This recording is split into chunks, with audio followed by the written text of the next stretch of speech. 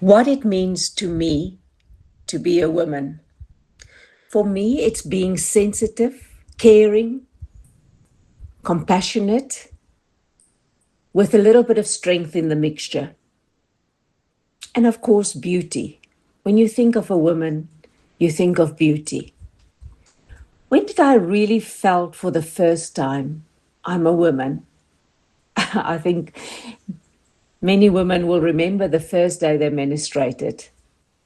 That was for me the first day that I felt truly a woman. And everything changed that day. The way I lived from month to month, the way I learned to live with pain and discomfort during my period, and then the carefree lifestyle the rest of the month when I could participate in sport and other physical activities. Little did I realize it was a huge blessing and that one day I will give birth to two beautiful daughters.